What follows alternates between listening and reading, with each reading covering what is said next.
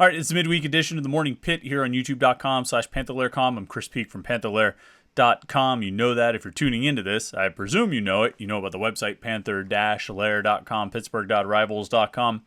Most comprehensive source of Pitt sports news on the internet, football, basketball, and recruiting. We cover it all at Panther-Lair.com, and of course, message boards where you can interact with hundreds and thousands of other Pitt fans all day, every day, for better or for worse. There's always Pitt conversation going on the message boards at Panther-Lair.com, Panther-Lair.com. If you're a Pitt fan, it's a place you want to be. Look, when anything happens, Pitt-wise, or even if you have any thoughts, Pitt-wise, the place you want to be is the message boards at Panther-Lair.com. I mean, anytime something comes out, you know what I mean? Anytime there's news or development on any Pitt sports front, football, basketball, recruiting, whatever it might be, Pitt fans flock to the message boards at Panther-Lair.com to talk about it there. It's the best online community of Pitt fans that you're going to find, and I can't recommend it enough because I spend a lot of my time there as well, getting into the conversations and discussions with the Pitt fans at Panther-Lair.com. And of course, we have our video arm here at youtube.com/Panther-Lair.com. Make sure you like this video and subscribe to our YouTube channel. That subscribe button is right down there. You want to make sure you do that so that you never miss any of our exclusive Pitt video content. We have post-game press conferences. We have these daily Morning Pitt videos. We have live streams that we do every Wednesday night. We have our live Panther-Lair show at 8:30 every Wednesday night. Except tonight, we're going to do what we did last week and push it back a little bit and start the live show after the end of the basketball game. Since Pitt plays at Louisville tonight, we're not going to go live in the middle of the game, in the middle of the second half, as it normally would be around 8:30. Instead, we're going to wait until the game's over, and we'll go live afterward, and we'll talk about the game and anything else going on in the world of Pitt sports. So make sure you tune in tonight, and you want to make sure you don't miss it. And click the subscribe button, turn on your notifications, and you'll get alerts sent directly to your phone. Sorry, I can't help you with that on Apple Watch. You'll get alerts sent directly to your phone. Sometimes I get too animated here, and my watch thinks I'm talking to it, and so it feels like it has to reply. It doesn't. But you can get alerts sent directly to your phone and never miss anything that we do here at youtube.com/Panther-Lair.com. Big opportunity for Pitt basketball tonight, playing at Louisville. The Cardinals are 0-7 in ACC play. Should be a game that Pitt wins. First time winning at Louisville. The opportunity's right there for them, right? To build off the win at Georgia Tech. They have to avoid that scoreless streak. You know, they had the stretch again, almost 6 minutes without a field goal at Georgia Tech. Fortunately, Georgia Tech was not good enough to take advantage of it. Clemson was good enough to take advantage of it. Duke was good enough to take advantage of it. Georgia Tech was not. I suspect Louisville is not good enough to take advantage of it. But the best way to avoid finding out if the opponent is good enough to take advantage of a scoreless stretch is to not have a scoreless stretch in the first place. Don't get into a 6-minute run or an 8-minute run or a 5-minute run where you don't make a basket. Keep consistent scoring, and you're going to give yourself a great chance to win. Pitt, I think, should be able to keep rolling here tonight. I predicted they would win all 3 of these games. The Georgia Tech game, tonight's Louisville game, and then Florida State at home on Saturday. We've got 1 out of 3 so far. See if they can get all 3.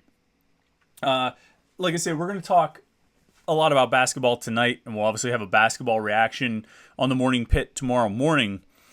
And so I wanted to talk a little bit of recruiting here today on the Morning Pitt. Yesterday, there was a commitment out of the WPIAL.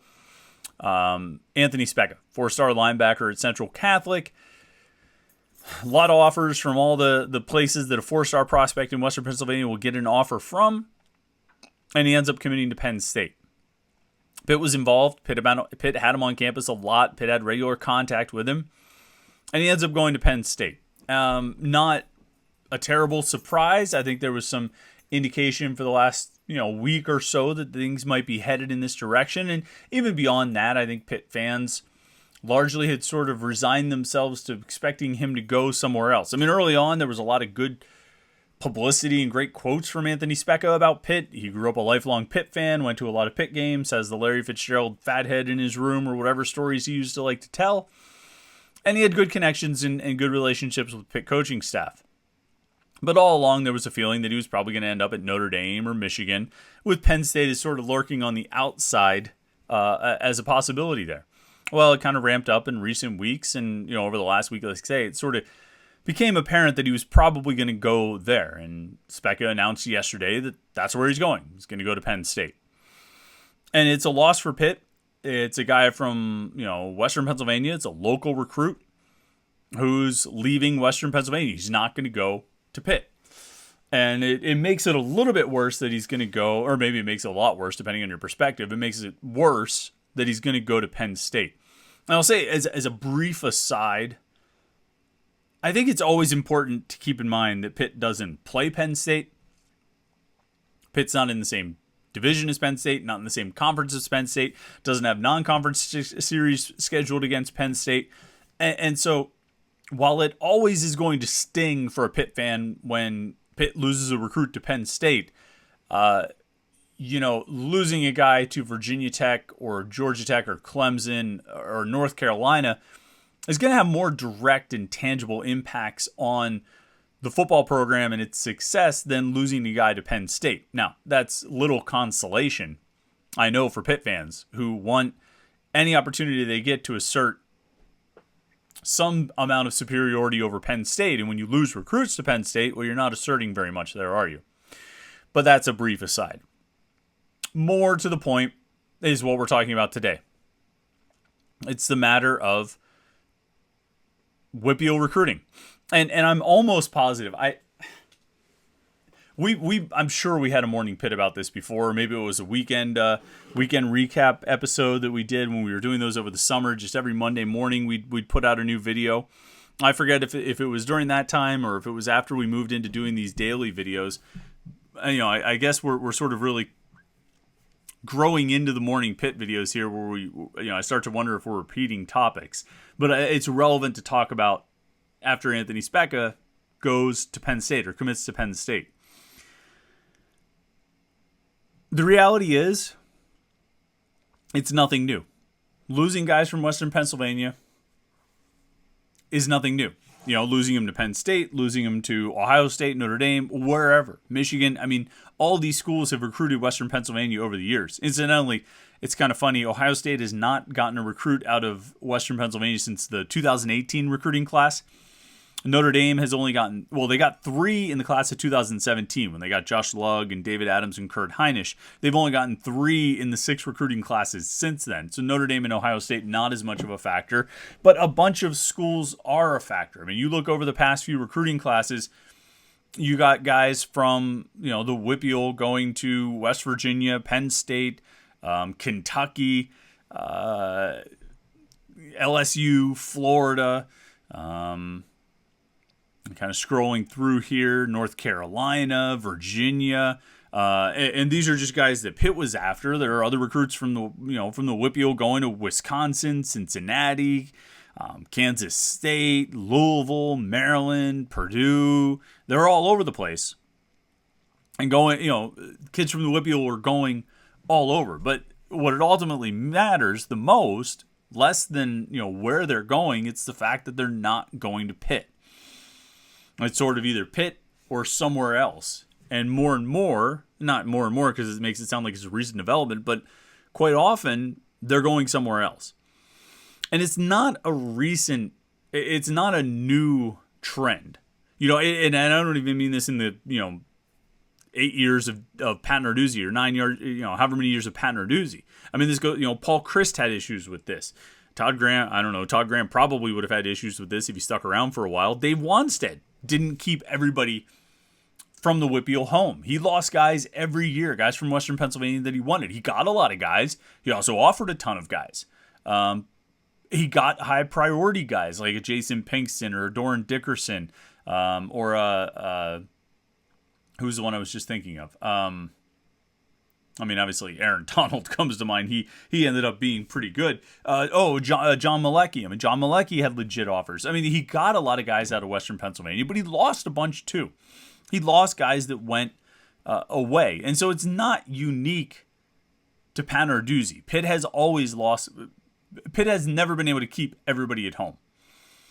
But in the last, I'm kind of looking at a sample size of the last 8 recruiting classes from 2016 to 2023. It's been pretty pronounced. And there are a lot of reasons for that. We could probably do a whole podcast about why you've seen more kids from Western Pennsylvania leaving, not just Western Pennsylvania, but leaving the state of Pennsylvania in the last 10 years, 15 years than you ever used to see. And a part of it, I think, is exposure. Part of it is actually, I think there's two things. I think there's Twitter and Huddle. And Huddle is a big part of you. If you don't know about Huddle, Huddle's a website where recruits can put their highlight films on there.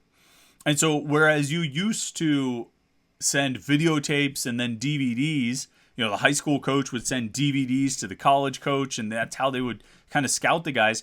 Now all the recruit has to do is send a link.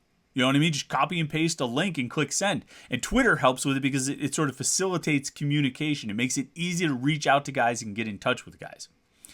And so the combination of those two things has sort of opened up the whole world and opened up, exposure, communication, and opened up opportunities all over the country. So you have kids from Western Pennsylvania going to like Texas A&M and Kentucky and places where you typically didn't see them going before. And this is all over the state. I mean, there were, some recent years where even Penn State was getting killed in the state of Pennsylvania because Georgia was coming in and A&M was coming in, Ohio State was coming in for players in Eastern PA.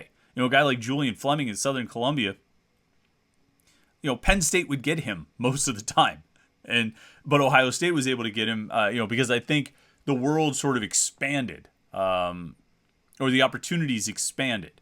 And I think that certainly had an impact in Western PA, and it had an impact on WPIAL recruits where they now felt like they could look somewhere other than Pitt or Penn State. But if you go over these last 8 recruiting classes, I looked back 2016 through 2023. So 23 is still the guys that are being recruited right now, or most of them signed really in December. But if you look back over those 8 recruiting classes, I looked at the Rivals.com state rankings for each of those classes, state of Pennsylvania. And they kind of bounce back and forth. Some years they would rank the top 25. Some years they would rank the top 30. I standardized it just to 25 and said, let's look at the top 25 guys each year. How many of them are from Western Pennsylvania? And did Pitt pursue them? And did they get them? And the first thing that's probably worth noting here is if you look at the top 25 in the state of Pennsylvania over the last 8 recruiting classes, each year, there's a total of 76 guys from Western PA who made the Pennsylvania top 25.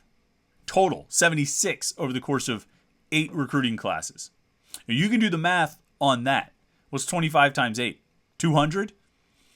And you're talking about 76 out of 200 being from Western Pennsylvania in the top 25. There's probably something big to dig into there. Less than 10 per year of the top 25 coming from Western Pennsylvania.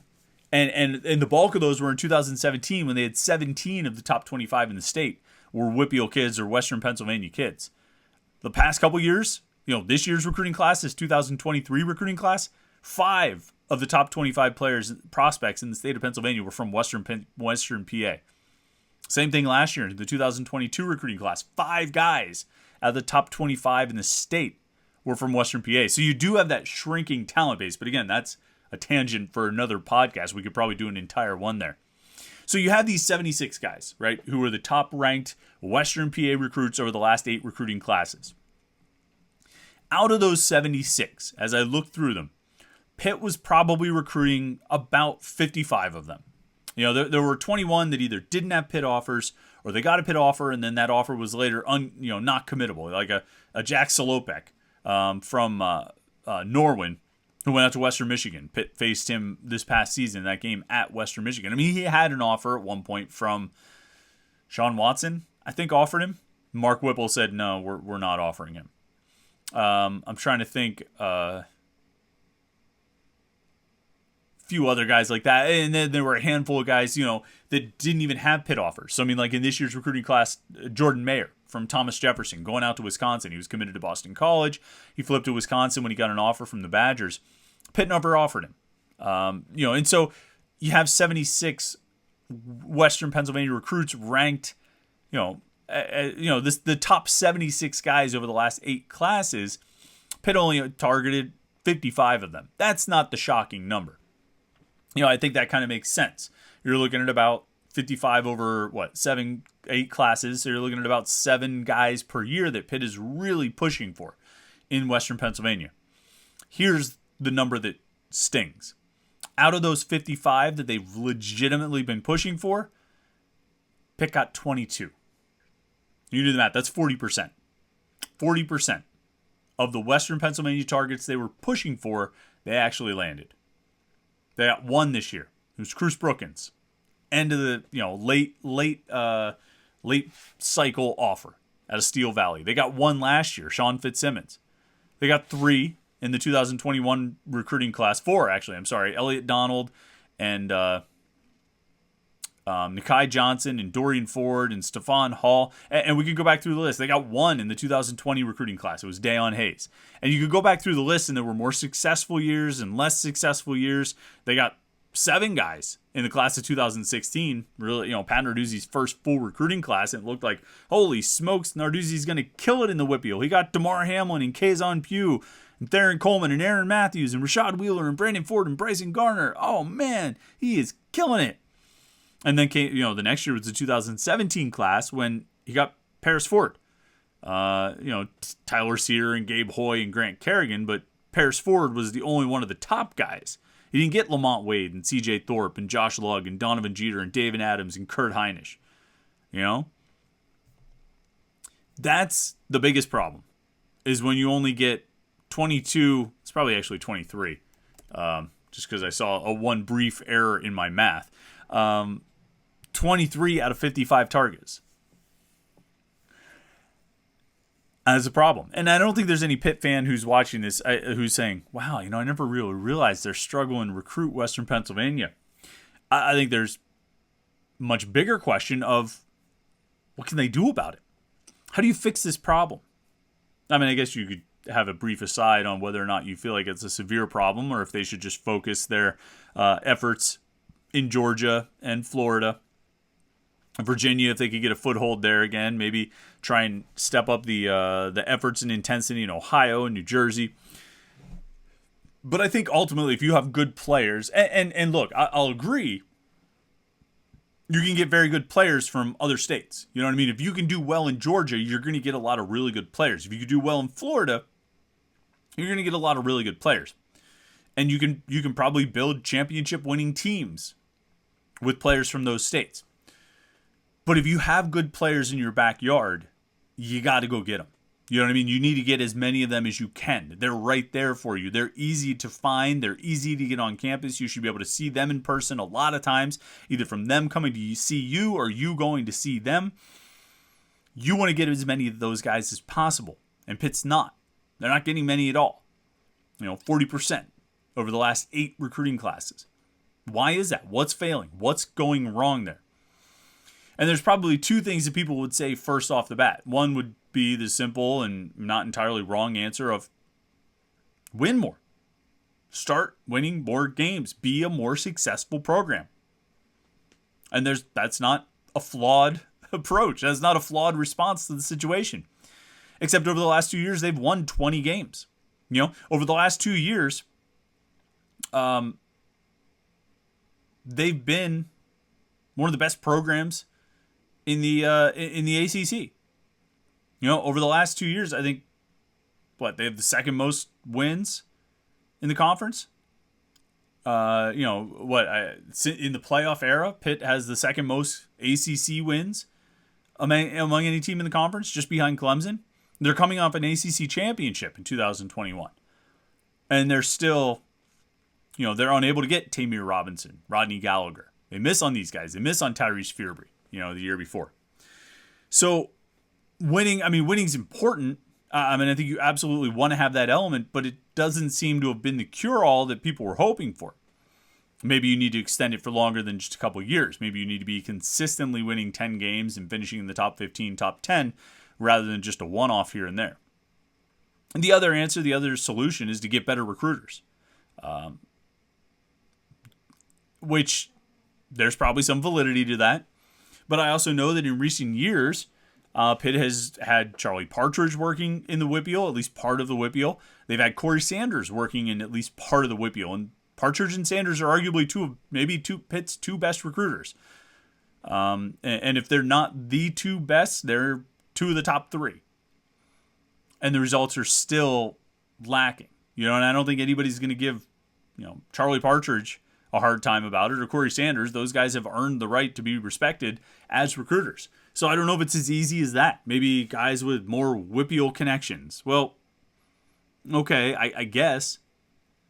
But I don't know that. Look, I think Terry Smith is doing a great job at Penn State. He's a great recruiter and all that, but he's a great recruiter. I don't know if his WPIAL connections are what's making the difference there for Penn State in beating Pitt in these recruiting battles. There's a part of me that thinks, and I've said this before, and I've often, kind of felt it, sort of developed it over the years, of like, that maybe Western Pennsylvania kids are just too close to it, too close to the situation. They see this program up close and oftentimes in person a lot. So much so that you can't really control the narrative when you talk to these guys. It's not as big of a deal for them to come down and see that your facility is connected to the Steelers. Some of those guys played high school football games at Heinz Field. It's not that big of a deal to them. It doesn't feel like a big deal. Pitt doesn't feel like a big deal. And that's game day atmosphere, but it's just sort of, when you're around something, familiarity, I know breeds contempt, but it can also just sort of breed familiarity. And the familiar is not all that exciting. But then you go and see something new and you see something different. It's not a place you've been 8 or 9 times. It's not a place where you've gone to watch games and even play games a bunch of times. And it is a big crowd and it is a big stadium and it is all this. And the new stuff and the different stuff just sort of, it hits different. And I think that's part of it. And I also think when you have non-local recruits, when you have guys from outside the area, you can sort of control what they know about you and what they think about you. Local recruits were probably at the Western Michigan game in 2021. Local recruits were probably at the Georgia Tech game in 2022. Local recruits were probably at not too many bad home games in 2018 or 2019, certainly the Miami and Boston College games. 2017, they had a bad North Carolina game. 2018, the Penn State game. Local recruits were probably at these games to witness it. And maybe you had some non-local recruits there as well, but they might have seen one of those games, not all of those games. Local guys are close to it. They really see your program ups and downs. And maybe it's a little bit tough to recruit around that. Maybe that's why you have a little more success with guys outside the area, because you can kind of control what they know about you, what they're told about you, what they see about you, and what they experience with you. And I mean, game day atmosphere is a big part of it. That's always going to be a factor. And look, for a kid like, let's say, Anthony Speca, right? So he's a junior in high school now. Let's say he's 16, 17 years old, right? That means he was probably born in 2005, 2006, maybe 2007 at the latest. So way too young to experience 13-9. Quite frankly, he was only like 5 years old when Pitt lost to Youngstown State. But when he was 10 or 12 years old, and I mean, this is just an example. I mean, he grew up as a Pitt fan, but when he was 12 years old, it was like 2018, 2017, 2019. Not, 2018, we could talk about the Coastal Division Championship, but these are formative years for your opinions. And these kids have grown up seeing Pitt in various states, touching on being mediocre. And I think Pitt is building something, has built something under Pat Narduzzi. They built some consistent success. But for some of these guys, I think their opinions of Pitt have been built for a while too. And like I said, there's a familiarity there that I don't know if Pitt's facilities hit the same when you've been there so many times. And maybe even if you're still impressed, but you've seen them a lot, then you go somewhere else and kind of say, this is really nice here. So I think there's a lot of challenges. I think there's a lot of challenges. I think the one you can control the most or affect the most is just going out and winning a lot. If you can get into a consistent place where you're winning 9-10 games every year, you're competing for the ACC, and you're regularly finishing ranked in the top 20, top 15, then you can probably increase your pool and influence with some of those local guys. But you don't have that right now. You had one great season and one decent follow-up, that ended up being pretty good by the end of it. But, a lot of the opinions were formed, I think, before we got to that point. So it's a challenge, and the challenge remains, and I don't have a good answer for it. I don't know how you crack that code, but it keeps repeating. And there's Quentin Martin in the 2024 recruiting class, Peter Gonzalez in the 2024 recruiting class, Cam Lindsey. I mean, like they're good prospects locally in the 2024 recruiting class and beyond. And it's going to be a challenge for Pitt. I think they'll get one of the top guys at some point over the next few classes, but that doesn't exactly feel like great recruiting locally. I don't know what the answer is. I don't know how Pitt can do better with the locals, and that's probably why we've seen so much in the way of efforts in Georgia and continued efforts in Florida and trying to branch out and find players all over, sort of that ACC footprint. But it's a challenge. It's a challenge locally. All right, we'll see what kind of challenge Louisville presents for Pitt tonight. The Panthers take on the Cardinals, the KFC Yum Center, or whatever it's called now. I'm just going to continue calling it the KFC Yum Center. I just kind of want to call everything in Louisville Papa John's. The Papa John's Center, Papa John's Stadium, Papa John's this, Papa John's that. But I think it's KFC now. I don't really know or care. The game is really the important part. The venue is less significant to me. But we'll see what Pitt can do. I think they can win. I think they will win. We'll certainly talk about it tonight on the live stream right here at youtube.com/Panther-Lair.com. So make sure you subscribe to our YouTube channel and turn on your notifications so you get an alert sent to your phone. Never miss it when we go live tonight. We'll have another Morning Pitt tomorrow morning to talk more about the game and recap. So you have that to look forward to as well. I hope you've had a good week so far. Like I say, we're at the midpoint of the week. It's hump day or whatever you want to call it to celebrate. Hope you have a great Wednesday. Enjoy the game tonight. We'll talk to you after the game, and then we'll be back for another Morning Pitt tomorrow morning right here on youtube.com/Panther-Lair.com.